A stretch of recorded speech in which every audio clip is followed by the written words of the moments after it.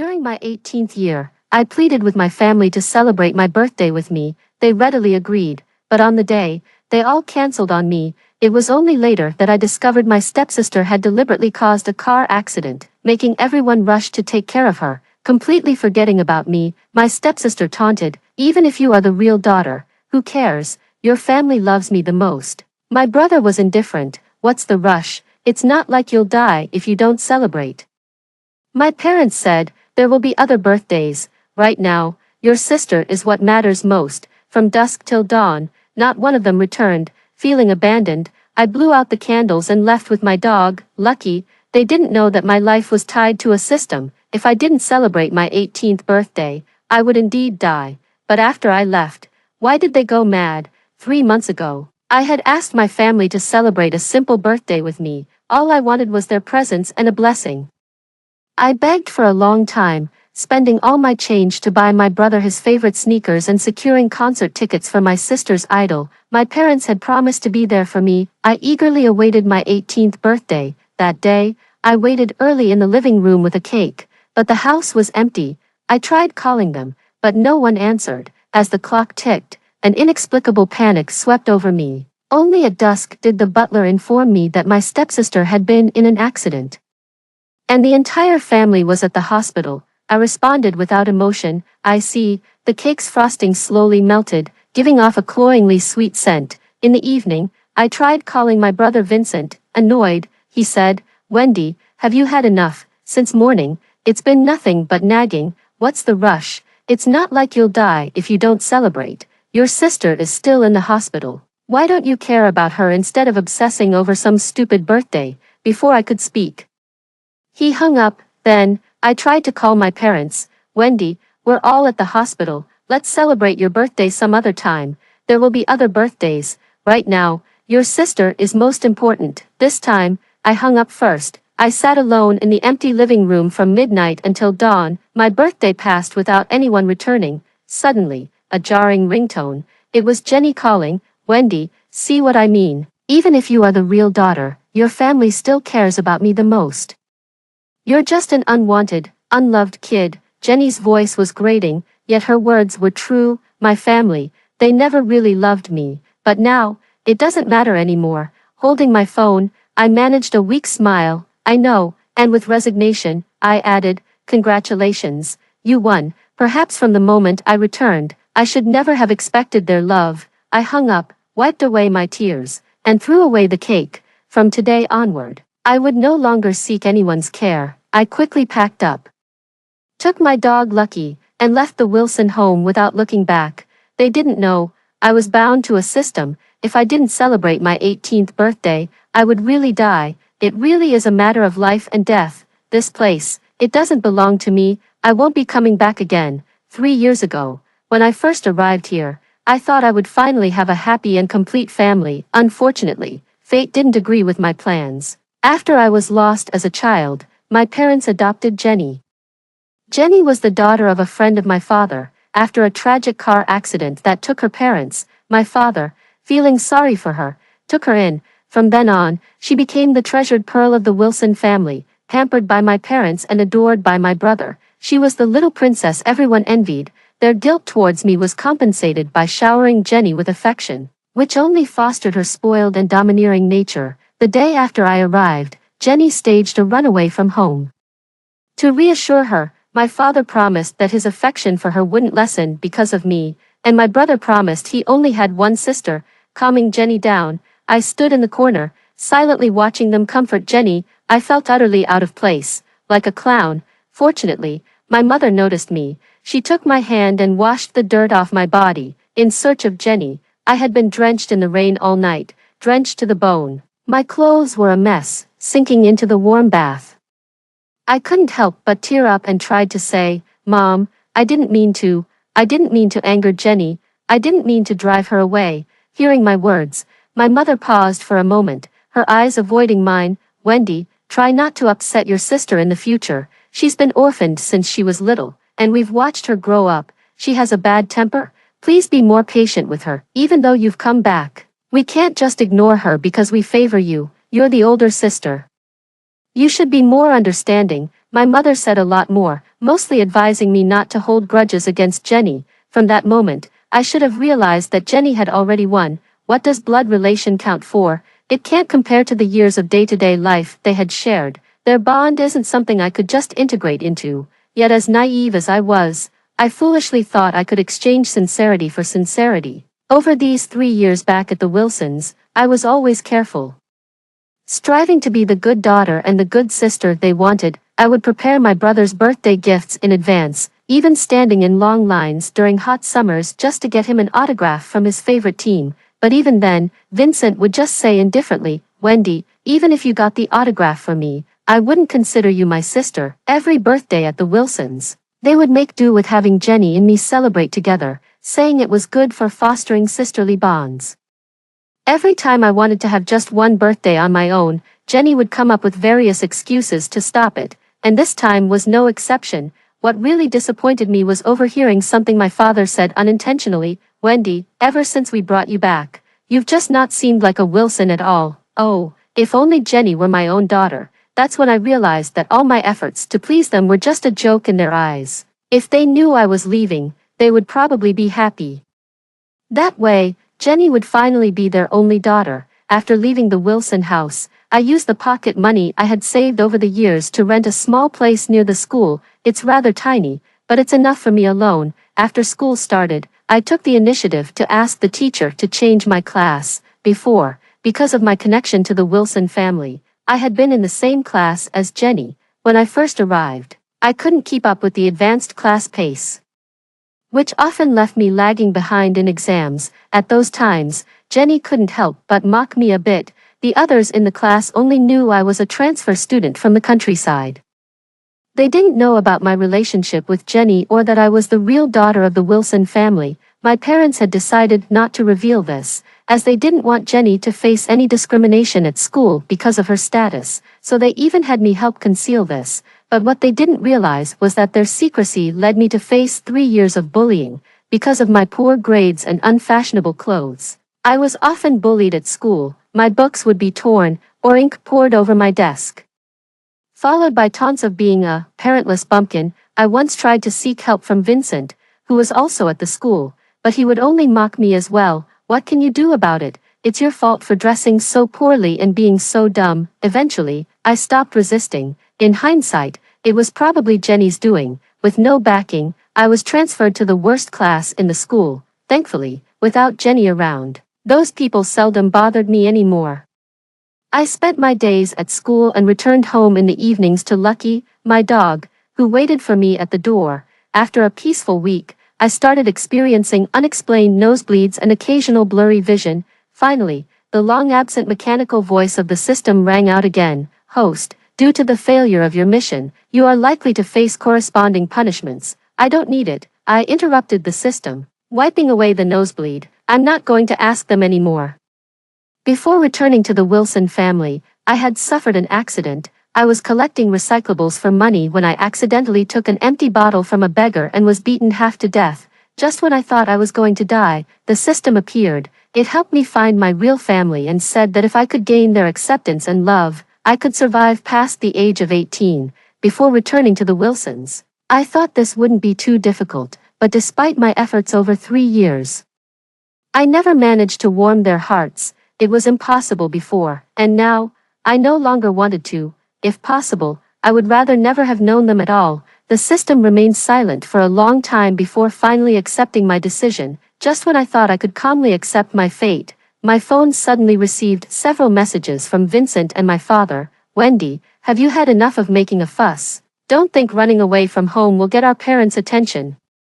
Your little dramas are really ugly. Wendy, there's a limit to throwing a tantrum. Where can you go without us? My patience is limited. If you don't come back tomorrow, don't bother coming back at all." I looked down, silently deleted the messages, and then blocked the number. A few days of peace later, Vincent personally came looking for me. He somehow found out where I was and waited for me at the school's back gate. He grabbed my hand, his tone impatient. "Wendy, what do you mean by this?" I looked up. "Vincent, please let go." Hearing my words, his brow furrowed. In the past, no matter how much he disliked me, I always followed him around, calling him brother. as if that would make him accept me. I could actually have a brother. At first, he found me annoying, but I guess he eventually got used to it and let me be. This was the first time I didn't call him brother. A fleeting look of loss flashed through his eyes. Wendy, why don't we go home first?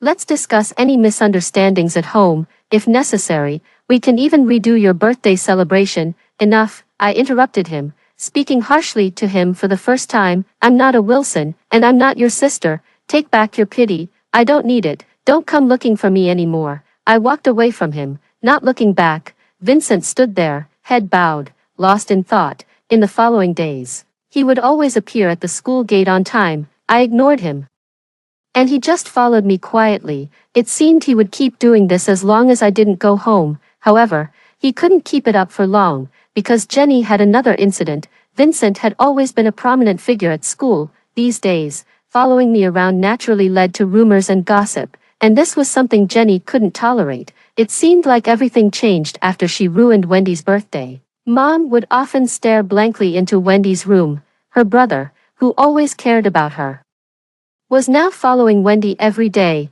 Even the usually indifferent dad took the initiative to ask Wendy to come back.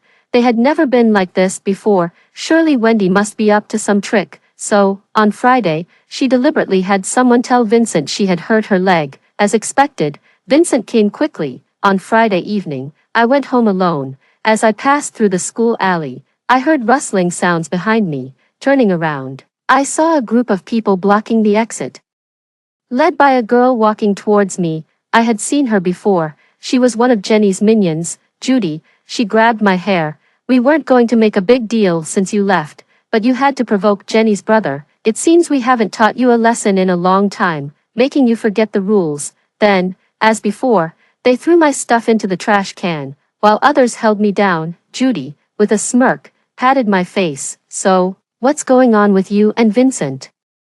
Jenny's people rarely showed up in person before. This time, they were willing to expose themselves for Vincent. I suddenly realized Jenny seemed to be panicking, so I taunted, "Oh, do you like him? Too bad, you can only ever be Jenny's lapdog." That hit a nerve, and Judy's face darkened instantly. The next second, she suddenly slapped me across the face. "Slut!" Everyone was stunned. Before they could react, I grabbed Judy and slammed her against the wall. I used to not dare fight back, but now, with nothing left to lose, I had no reservations. Judy groaned in pain, and soon we were scuffling together. During the struggle, Judy grabbed the jade pendant around my neck and pounded my back several times. I protected the pendant, enduring the blows. Suddenly, my nose and mouth filled with the taste of blood. The next second, I vomited several mouthfuls of fresh blood. My resistance ignited deeper anger in Judy, and she completely lost her sanity. "You unwanted bastard.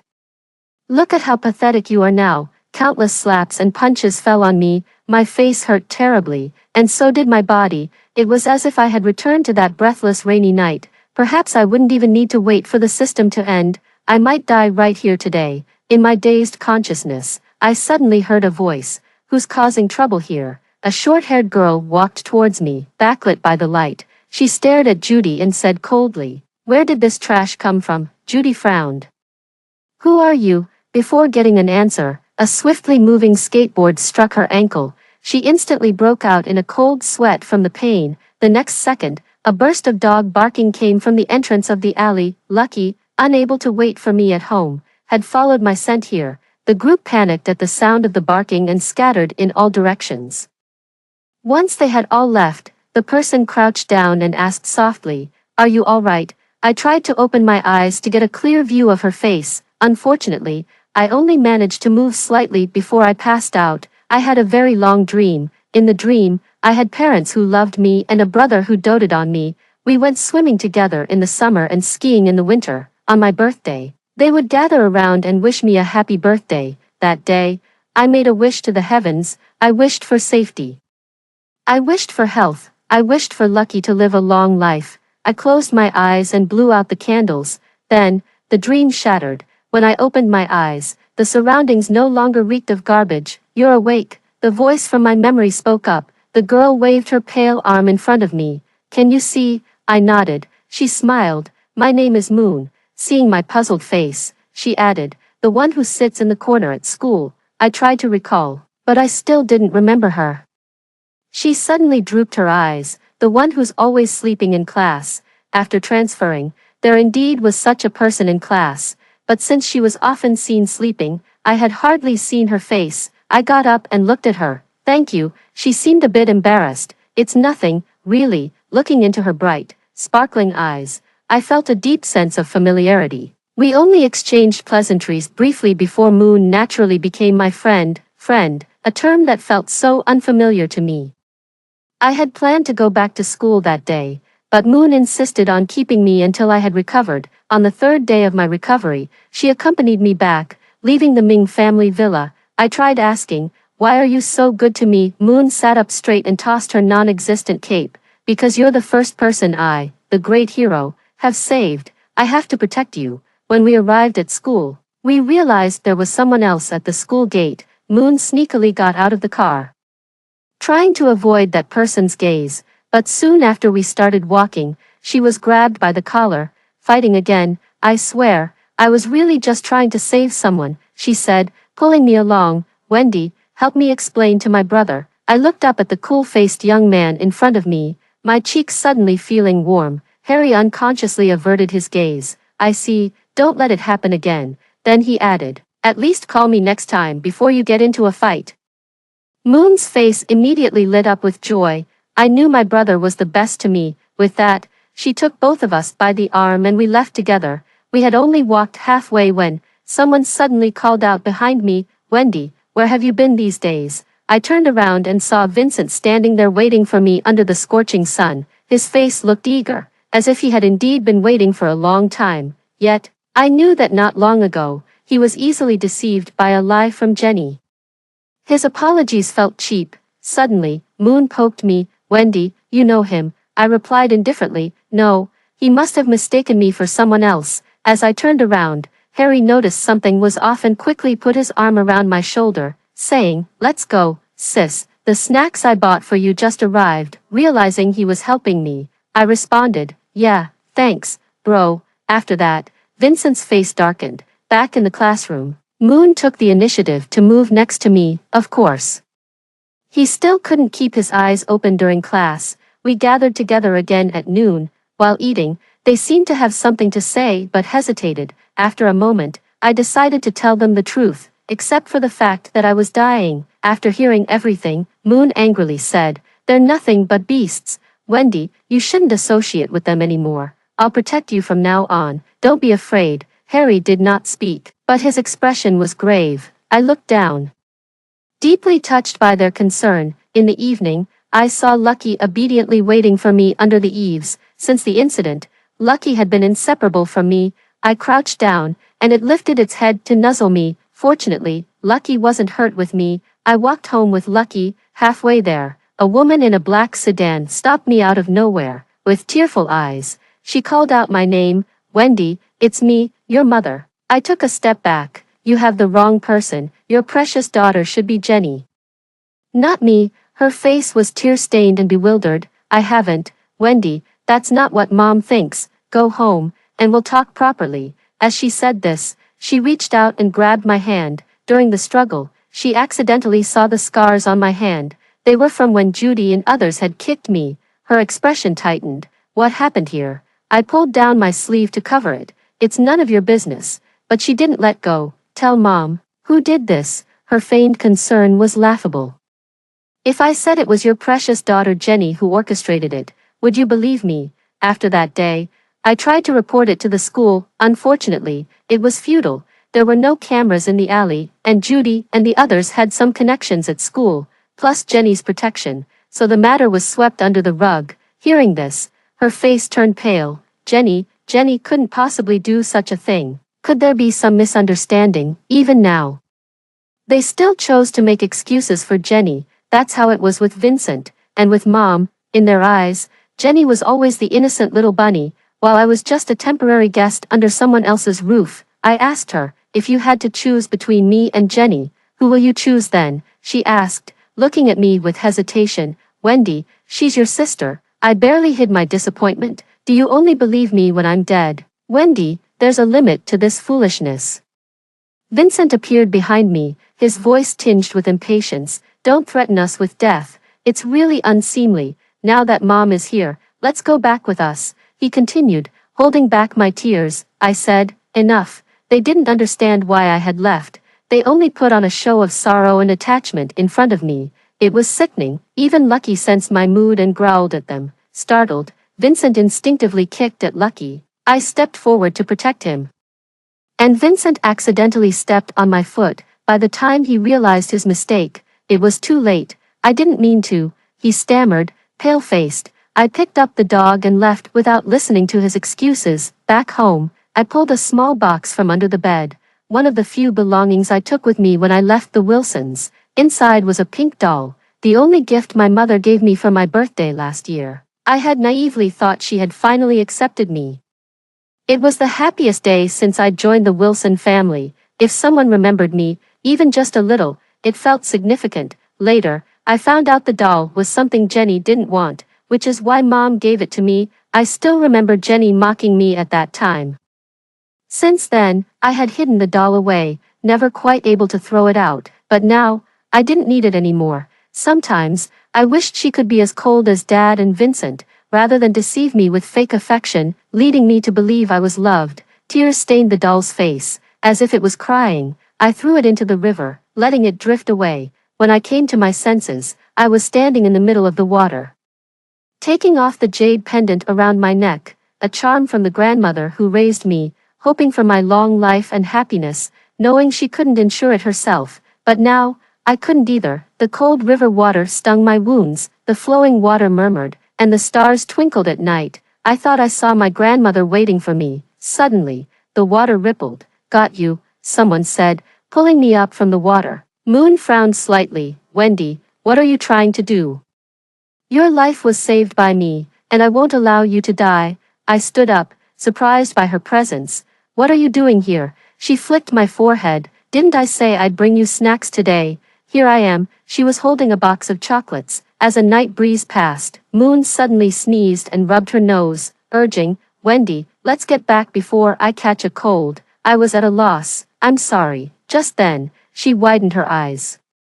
The river around us tinged with a faint red. I noticed I had started to bleed from my nose again. Looking up, I awkwardly explained, it must be the cold water. Let's go back. Upon entering the room, the nosebleed still wouldn't stop. Moon's eyes were slightly red as she asked, Wendy, are you sick? I tried to stop the bleeding and sneakily took a painkiller when she wasn't looking. It's nothing. I probably just hit my nose when I fell into the water. Really, let me see.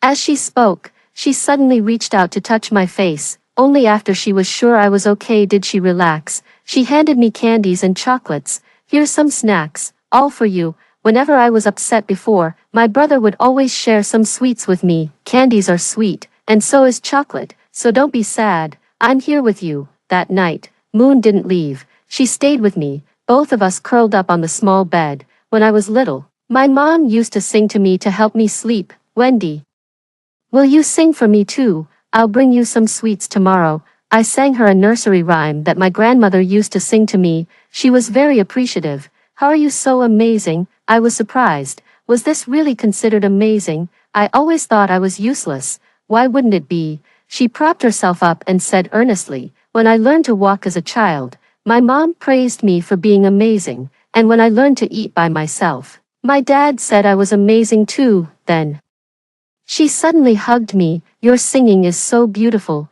How can it not be amazing? Her eyes began to moisten. I realized then that a friend is the first family member one chooses for themselves. By the old window, a full moon shone. In the small room, my singing filled the air. Before falling asleep, she mumbled, if you miss me in the future, just look up at the sky. She pointed at the moon. I'll be right there. The next day, Moon and I returned to school together, uncharacteristically.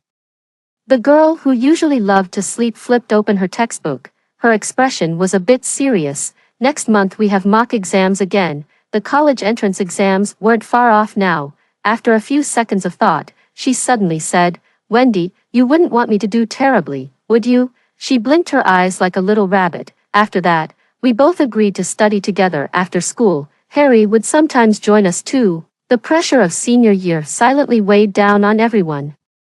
I followed the routine of studying and eating, yet, I could still feel my life fading away, the gradually decreasing appetite, the continuously bleeding body, but I still wanted to hold on, if only I could make it through the exams. Moon, who usually lacked interest in exams, had been unusually serious these days, like now, as she struggled with a math problem. I glanced over, derivatives, I didn't understand. Wendy, how can you give up so easily? Whenever she encountered a problem she couldn't solve.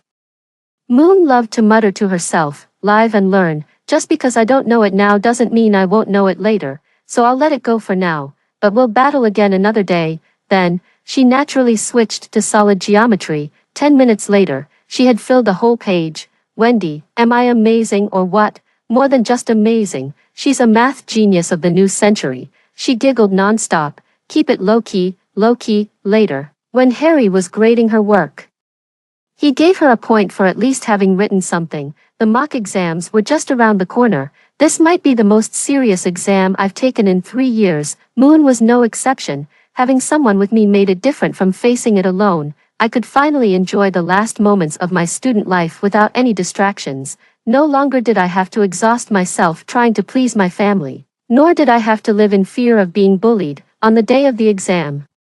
Vincent appeared at the entrance. As soon as I walked out, he approached me, seemingly holding a gift. Suddenly, Jenny appeared and naturally took his arm, saying, "Brother, why are you here so early today?" Vincent's face stiffened. He hadn't expected Jenny to be at this exam site. He instinctively hid the gift behind him, his eyes darting away. Seeing that he didn't respond, Jenny followed his gaze to me. Her face turned pale and she unconsciously let go of his arm. This act of sibling affection. They didn't realize how many times they had performed it in front of me. It used to be annoying, now it just made me feel sick. I glanced at them and turned away. Vincent left Jenny behind and hurried after me. "Wendy, Mom has been missing you these days, and she asked me to bring you a gift. Could you come back to see her?" He spoke cautiously, a complete change from before. I kept my distance. "Vincent, you must have mistaken me for someone else. I don't have a family." Then Moon's voice came from behind. Harry also stood close to me, asking, "Sister, who are these people?" Suddenly I felt a great courage rise within me. I smiled openly and said, "I don't know them, brother." "Moon, let's go." As we turned, the siblings rolled their eyes at him in unison. Vincent clenched the gift in his hand, a fleeting look of loss crossing his eyes. He stared at my retreating figure, motionless for a long time. Even when Jenny called him several times, he didn't hear her. He faintly felt that some things might never be the same again. The results were released on a Monday. As soon as class ended, Moon rushed to the notice board. Harry's name was always at the top, followed by Vincent. From top to bottom, my name appeared in the top 50 of our grade. I was somewhat in disbelief. It turns out I could do it too. I wasn't the dumb kid after all. "Wendy, you're amazing." Moon always liked to praise me. As she spoke, she stuffed a candy in my hand. Moon's special reward. I continued down the list and saw her name too. Though her abilities were limited, she had made great progress. I was even happier for her. "You're super amazing too." She waved her hand dismissively. "Just average. Third in the world." "Wow, to have such incredible sisters." I teased. "Come on, I'm treating you guys to a big meal tonight." Harry led the way. Moon's constant chatter resumed. "If it goes on like this, I'll astonish everyone in the college entrance exams. Wendy, let's go to a university in the south, shall we? I heard it's much warmer there, unlike our cold north." I smiled and agreed with her. "Sure, let's go to the south together." Just as I finished speaking, a sudden pain struck my abdomen. I endured the discomfort and asked them to go ahead without me. In a deserted corner, I crouched down, clutching my stomach. Blood was coming from my mouth and nose. The system appeared again. I asked it, "How long do I have left?" The system replied, "Less than 3 months." People often feel the most happiness when they are closest to achieving it, and become anxious once they have it. Looking at the faintly green branches on the trees, I sighed. I see. At dusk, the school was nearly empty. As I was leaving, I saw Jenny at the corner. She stood at the top of the staircase, Judy beside her. Jenny said coolly, "What a coincidence." I looked up to see her eyes, cold and unwelcoming, with all the surveillance around. They wouldn't dare cause trouble at school. I didn't want to get involved and decided to take another route. Suddenly, she spoke. Wendy, feeling proud. Are you? Once you pulled that running away from home stunt, everyone was eager to have you back. Are you going to keep up this act? I stopped and asked her, why? Are you also inviting me back? Jenny was instantly infuriated. You.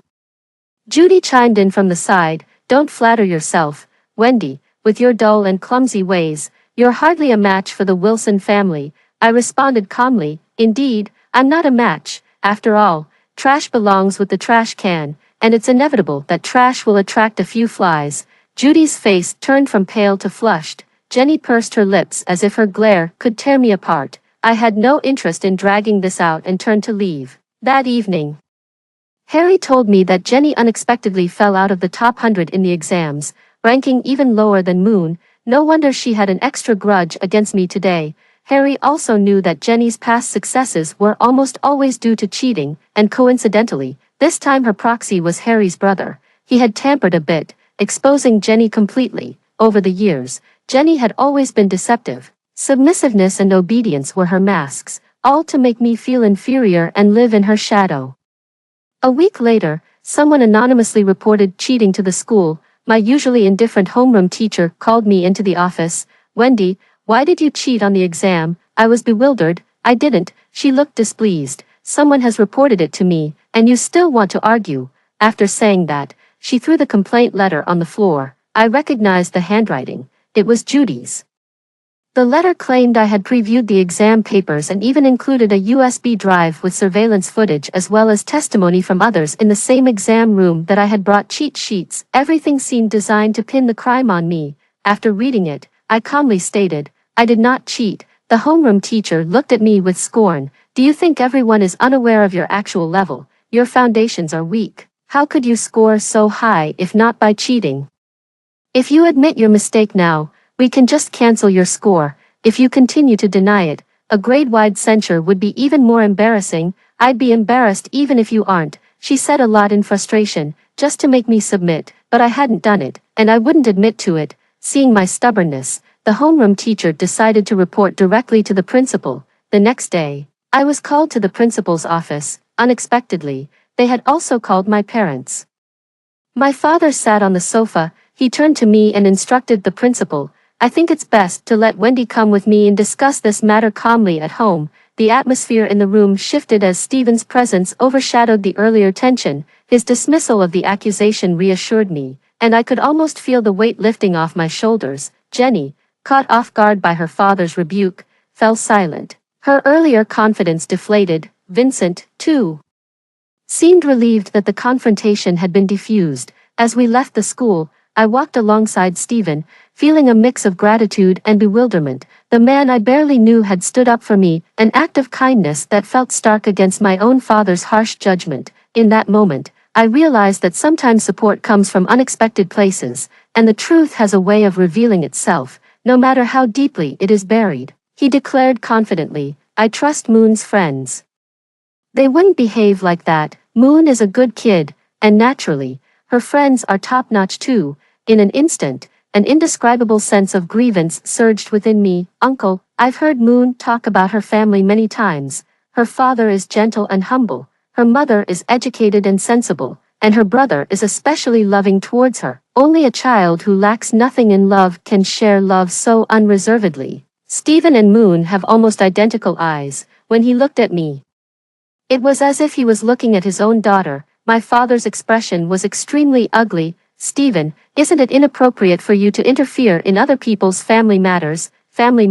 So, you remember that Wendy is your family, At that moment, the surroundings fell silent. This matter, I will order a thorough reinvestigation. After saying that, he walked up to me, good kid, don't cry. Moon believes in you, and so does Uncle. I looked up, tears flowing even more fiercely. Having someone to support you feels so good. Just as I was about to leave, someone suddenly called out to me, Wendy. Vincent stopped me. After hesitating for a few seconds, he said, I believe in you too. I turned around to tell him, no need. Vincent froze in place. In their eyes, I am foolish, unrefined, and can't be presented in public. My existence is a mistake, and Jenny, Despite all her wrongdoings, they just overlook them.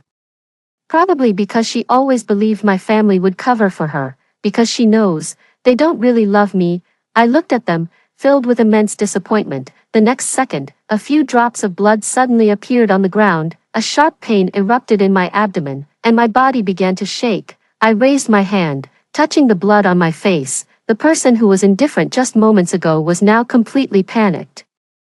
Dad rushed over immediately. Wendy, what's wrong? Vincent was also extremely nervous. I'll take you to the hospital. I pushed them away, smiling. Brother, I'm dying. Are you satisfied now? In that instant, the color drained from his face. When I woke up in the hospital, Moon's eyes were red from crying. Stinky Wendy, why didn't you tell me it was so painful? I was a bit afraid to look at her. It's just an old problem. It's nothing serious. She looked at me angrily. Her cheeks flushed red. I cautiously looked up, only to see she was also wearing a hospital gown. Moon, are you sick too? Now it was her turn to be flustered. No, no. While speaking, she hastily handed me a candy. I have to go back first. You better get well soon. After she left, I was alone in the hospital room. On the day of my discharge, the Wilson family came. Vincent was holding flowers. Sister, we came to pick you up. Dad was holding a cake. Wendy, let us accompany you home for your birthday. Mom also had tears in her eyes. Wendy, please come back. It's strange, no matter what I did before, I could never move them. Now that I'm nearly gone, they've turned around. Uncle Cooper's bodyguard was blocking them, preventing them from coming closer. I stood up straight and asked again. Now I ask one more time. Between me and Jenny, what? Who do you choose? You. We choose you, Wendy. You will always be our family. Come home. We have always been waiting for you, they answered in unison, afraid to be even a half-second late. It was as if I had always been someone they cherished. Under the big tree not far away, Jenny stood there, hearing their response. Her face was pale, her body trembling. Does she feel pain too? How ironic. Now, just a verbal preference and she is this upset. What about me back then? She knew the bitterness of being bullied at school, and the pain of being ignored and isolated at home.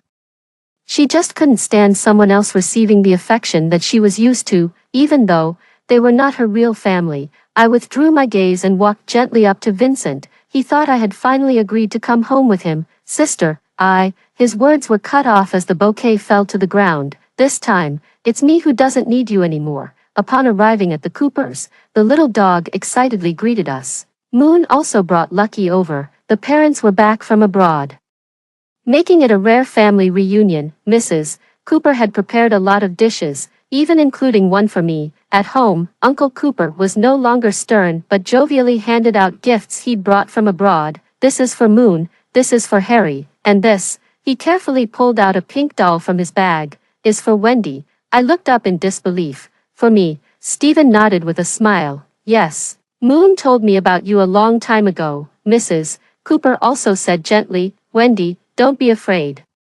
From now on, Aunt Cooper and Uncle Cooper are your support. That's right, Moon chimed in eagerly. Wendy, I'll celebrate your birthday with you every year from now on. Harry also said with a smile. That's great, I've got another sister now. The warm yellow light shone down, revealing a scene I thought I'd never witness in my lifetime. To say I wasn't moved would be a lie. How fortunate I am to finally have a day when I am cared for. With moist eyes, I said tremblingly, thank you. That night, Moon curled up in her bed early. As soon as I lay down, she reached out to rub my stomach. Wendy, does it still hurt? I shook my head. It doesn't hurt anymore. Then, she asked cautiously, so, will you die? I couldn't bear to look at her. After a long pause, I finally told the truth. Yes. Her eyes reddened. Then, when might that be? I don't know. Maybe I've been sick for a long time. Maybe today, maybe tomorrow, maybe sometime later, if it weren't for the system. I would have died 3 years ago. She held me tightly, her cries muffled. When she got up from my arms, her eyes were swollen. Wendy, I'm sorry. Suddenly, she took my hand and carefully placed it on her chest. Through her clothes, I could feel her heart beating rapidly. Actually, I've also lied to you. A sense of foreboding rose within me. She clutched her chest and said, I've had a weak heart since I was a child. The doctors said I could die at any time. My parents didn't believe it and sought treatments everywhere for me. with much effort, I've managed to live until now, but I'm not always so lucky, maybe today, maybe tomorrow, maybe sometime later." She sat up, holding a small bag filled with sugar. Unzipping it, it revealed various medications mixed with the candies, perhaps to lessen the bitterness. "Wendy, don't cry, have some candy." I felt uneasy, my voice trembling. "Does it hurt? Seeing you cry hurts me a little." Moon raised her hand and wiped the tears from the corner of my eye. No wonder Uncle Cooper came that day. She had arranged everything in advance. The tears flowed fiercely. I took off the jade pendant around my neck and put it on her. "Grandma, could you please pray for her safety?" She lay on the pillow, quietly watching me. "Wendy, sing me another song." "Okay." Moon loves lively atmospheres. Last month, she signed up for a cultural performance. She coaxed and cajoled me into practicing with her for a long time. Since childhood, she enjoyed playing various musical instruments, guitar, piano, violin. None were beyond her skill. However, due to her health, she never managed to complete a formal performance. But this time, she didn't want to miss out again. That year, there was a particularly popular song. One day after school, it played on the campus radio. This line in particular: "I once found it hard to extract myself from the vastness of the world, indulging in its dreamy talks." She loved it, so she organized a performance. She would play the piano, and I would sing solo. It was one of the happiest times in my life, having someone to study with, to grow up with, immersed in it. It seemed like the passage of life was imperceptible. On the last day of rehearsal, early summer had just begun. A gentle breeze passed through the window, rustling softly. She said, "That was the sound of the wind starting up." Every time I fell asleep, I worried I might not wake up the next day. After all, the pain was just too much. I often couldn't stop vomiting blood, and my vision was getting blurrier. Sometimes at school, Moon would joke, "Wendy, you're as pale as a vampire." I'd just grunt, not annoyed, but still not as pale as me. Her words were still playful, but her eyes lacked their usual sparkle. On the day of the performance, Moon went ahead to the equipment room to set up. I waited in the makeup room. She chose a white performance outfit for me. She said I looked best in white. As a child, I always dreamed of someday wearing a beautiful dress and dancing in a crowd, shining brightly. Unfortunately, in the 3 years since returning to the Wilson family, I never had that chance. While waiting, Moon sent me a message. "Wendy, my chest hurts a bit. Can you go to the classroom and get my medicine for me?" Sometimes she gets so absorbed in training that she often forgets to take her medicine, worried something might happen to her. I didn't dare delay for a second. When I got back to the classroom, I found her white medicine bottle. Just as I picked it up, there was a noise outside the door. The next second, the classroom door was maliciously locked. At the same time, the announcer's voice came from the auditorium. The performance had begun. There was no one in the school building. I was trapped here. Through the glass, I saw a blue figure outside the window. I tried calling out, "Jenny." The figure moved, but didn't speak. Even now, she's still not letting me go. The door was locked tightly. I couldn't get out, so I started banging on the door desperately. "Jenny, let me out." Usually, I can handle her pranks, but not today. I'm out of time. "Moon is out of time too. It's impossible," came Jenny's shrill voice. She couldn't hold back her accusations. "Wendy, didn't you say you were going to die? Why aren't you dead yet? Why did you come back? Why did you come back to steal my mom and dad, to steal my brother?" Jenny stood outside the door, her voice hoarse, completely unlike her usual well-behaved self. "They clearly loved me the most before. They loved me the most. Do you know, when you got sick, they went crazy. Dad stopped going to the office and ran around all day looking for doctors for you. Mom cried all day. My brother followed you around all the time. Nobody cared about me. It's all because of you." Her voice stopped and intense pain surged through me. I leaned on the desk, bowing my head. As I opened my mouth, blood spilled from the corners, drop by drop. My white dress stained red. I couldn't speak anymore. Tears fell heavily. Is it my fault? But clearly, I am their real family member. Music echoed from the distance, but I couldn't make it there. Jenny kept on hurling insults. My consciousness was fading, until I heard a familiar voice. "Jenny, what are you doing here?" Hearing Vincent's voice, Jenny paused for a moment. Vincent furrowed his brows and asked, "Have you seen Wendy?" She avoided his gaze. "No, I haven't seen her." Just as Vincent turned to leave, I struggled to get up. "Brother." He stopped and moved closer to the door. "Is that you, Wendy?" I endured the pain, my voice hoarse. "Please, help me." Vincent turned back and yelled at Jenny, "The keys. Give them to me." Jenny was scared, yet she still refused. "Impossible." After speaking, she threw the keys into the lake below the building. Vincent's face darkened. The next second, a sharp slap resonated outside. "Why would you do this?" Jenny was still bewildered. She couldn't believe that her brother, who had always doted on her, actually hit her. Jenny's voice was tearful. "I know that today Mom and Dad will tell everyone that Wendy is their biological daughter. I won't be your sister anymore."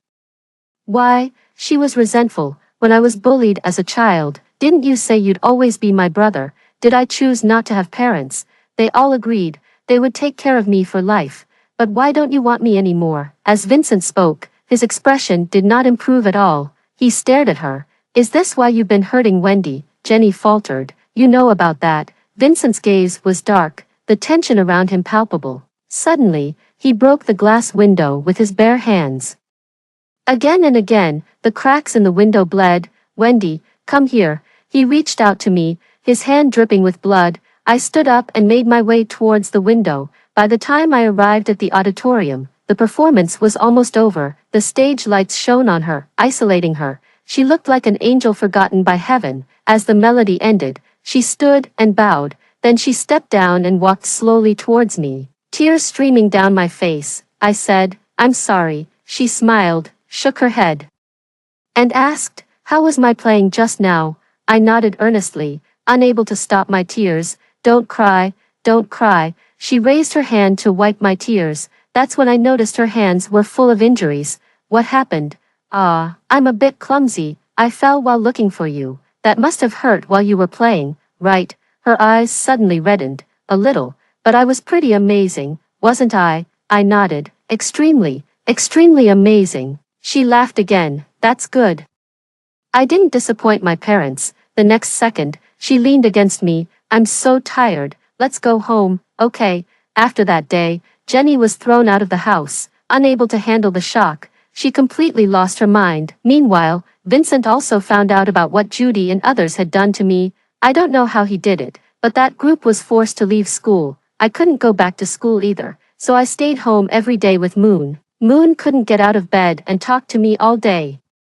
We seemed to be trying to finish all the conversations of a lifetime. Until the day of her surgery, she no longer had the strength to speak, so she wrote down everything she wanted to say. Moon's letter. "Wendy, I think you might not know, we've known each other for a very long time. When I was 7, I once ran away from home secretly, because the kids at school didn't like me.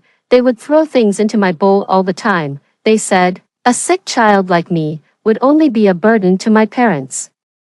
And no one would love me, so I ran away with my bag of candy, but I was too young and got tired after a few steps. I don't know how I met you. When I woke up, you were sitting in your grandmother's lap eating watermelon. You were incredibly kind, even sharing a slice with me. You told me, there's no parent in the world who doesn't love their child. I asked you, but what if I am sick now? A bad kid, you said. Parents won't mind that, really, of course. What about the dumb kid? They can love too. I asked you why. You said, Grandma says, all parents in the world love their children. They love you. They certainly love all of you. They love the naughty kids and the dumb kids too. Although now you only have Grandma, you say you will have a family. They will cherish you and love you, so you won't go hungry anymore. You and Grandma took me back home. Later, when my parents came back, I ran to ask my mom, am I a naughty kid? Will you still love me? Mom nodded her head and said, not only do I love you, but I am also thankful for you.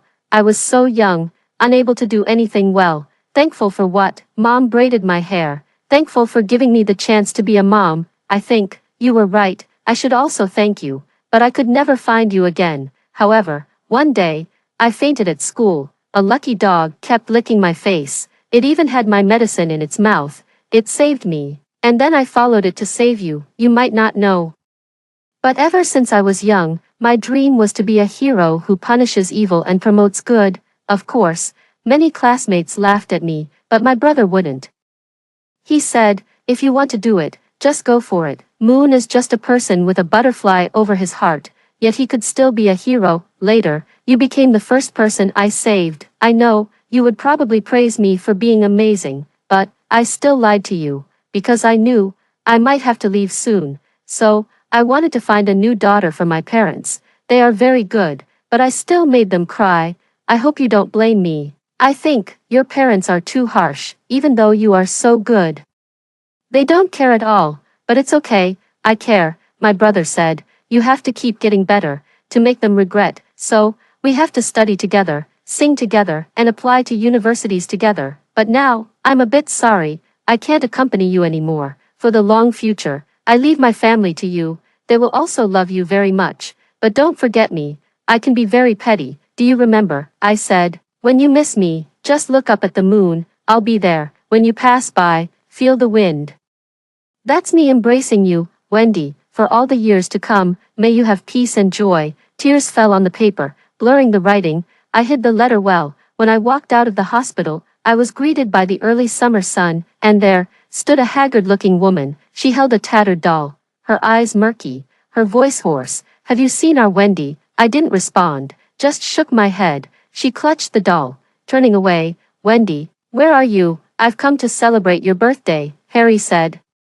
Ever since the Wilson family disclosed my identity, they have been searching for me all over the world. Dad neglected his company, went everywhere to contact various doctors, and later had a car accident due to fatigue. Mom cried all day, eventually becoming mentally unstable. Vincent was affected, messing up his college entrance exam. After Harry finished speaking, I was stunned for a long time, belatedly realizing I finally had nothing to do with them. At night, I returned alone to the rented room. This is my refuge. I held the candy box given by Moon, quietly lying on the bed. I need to rest well, so I can meet Moon tomorrow. The moon rose as usual, bright outside. The existence of the system gradually weakened, until at last, it disappeared. As I closed my eyes, Lucky came over. He rubbed against me just like before, but couldn't get a response from me. It made me think of the nursery rhyme Grandma used to sing. Doggies should listen to doggy songs. Lucky,